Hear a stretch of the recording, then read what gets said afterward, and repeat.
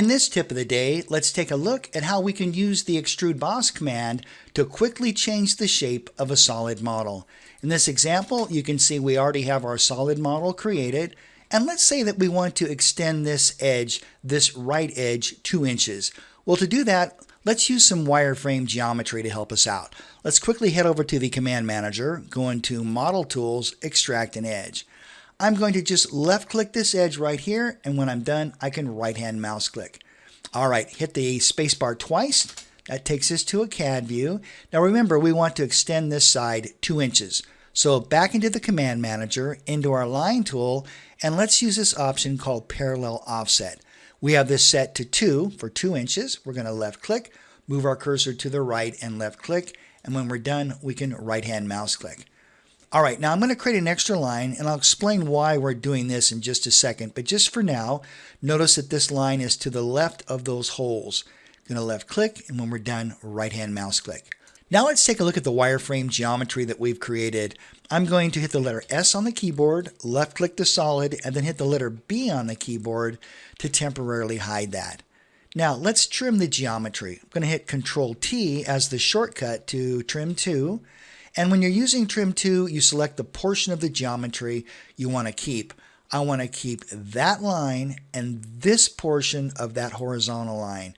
I want to click that portion of the horizontal line and click it to the vertical. Works just very easy, just like this.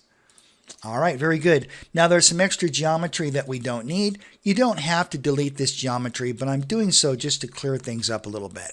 All right, so there's the wireframe geometry that we've created. Let's bring our solid model back and let's add these fillets. Now, I believe those are 250 thousandths, but we can quickly verify that. And sure enough, those are 250 thousandths radius. So back into the Command Manager, into our Arc Tools, Fillet, 250 thousandths. Let's put those there. And these holes, I believe the holes are 250 thousandths in diameter. Yes, okay, that looks good, 250 thousandths. So let's use our circle command, 250 thousandths, and let's place those circles just like that. All right, very good. All right, now, this is where we can use the Extrude Boss command.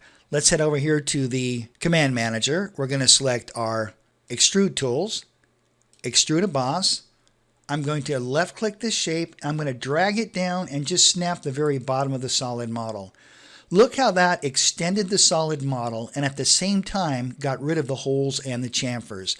Now I can use Extrude Cut and I can grab these two circles, cut those all the way through, and then finally, last operation here is let's add a 20 thousandths chamfer to both of those edges, just like that.